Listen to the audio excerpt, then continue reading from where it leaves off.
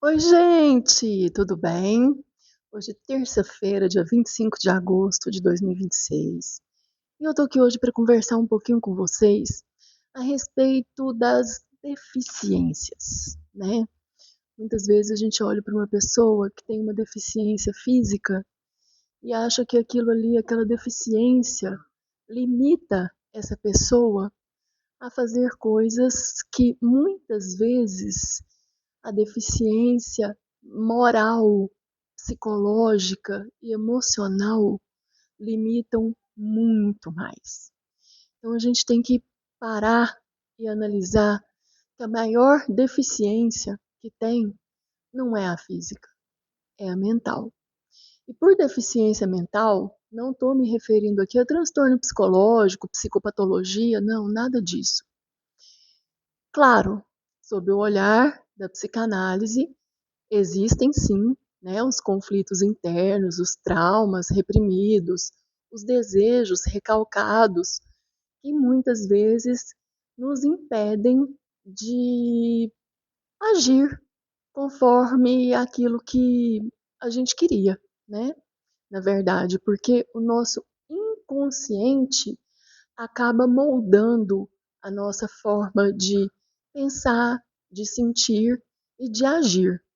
E muitas vezes o nosso inconsciente é um inconsciente que se encontra aí cheio de traumas, cheio de conflitos, cheio de desejos recalcados e faz com que nós tomemos algumas atitudes que não são adequadas, né? Então, sob a perspectiva da psicanálise, o nosso inconsciente molda as nossas ações, as nossas atitudes, os nossos pensamentos, sentimentos, a forma como lidamos com o outro. E sob a perspectiva da espiritualidade. Bom, sob a perspectiva da espiritualidade, a maior deficiência que tem também é a moral. A falta de empatia com o nosso próximo, a falta de compaixão, a falta de respeito, a falta de consideração, de solidariedade, esse tipo de deficiência é muito, muito mais prejudicial do que uma deficiência física. A gente precisa parar de julgar as pessoas como sendo limitadas porque elas possuem uma deficiência física. Não, às vezes aquela pessoa com uma deficiência física tem uma alma e um coração muito, mas muito mais generosos do que alguém com um corpo físico perfeito, né? Então a gente precisa parar para analisar que no final das contas não é um corpo perfeito que conta, não é uma conta bancária gorda que conta, não é o status, não é o poder, não é quem você é, mas sim como você trata o próximo, a forma como você se solidariza com a dor do outro, a forma como você se coloca no lugar do outro. A nossa alma e o nosso coração têm muito, muito mais valor do que um corpo físico perfeito, do que uma conta bancária gorda, do que status, do que poder.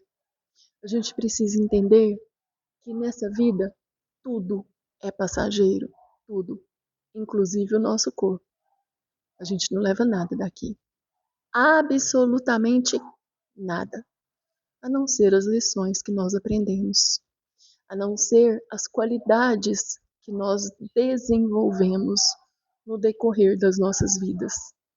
Os conflitos, os obstáculos, os problemas que nos são apresentados no decorrer da nossa existência são justamente para isso, para que nós possamos elaborar os nossos traumas internos, os nossos desejos recalcados, os nossos conflitos reprimidos, ressignificá-los e nos melhorarmos como pessoas, como seres humanos, para que nós possamos evoluir.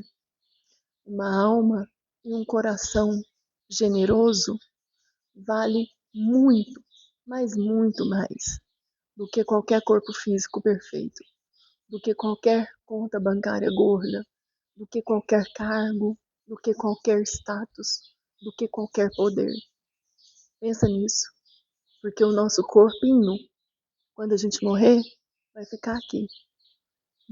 Mas o bem que a gente fizer para o nosso próximo, as lições que nós aprendermos, as qualidades que nós desenvolvermos, isso vai nos acompanhar por toda a eternidade.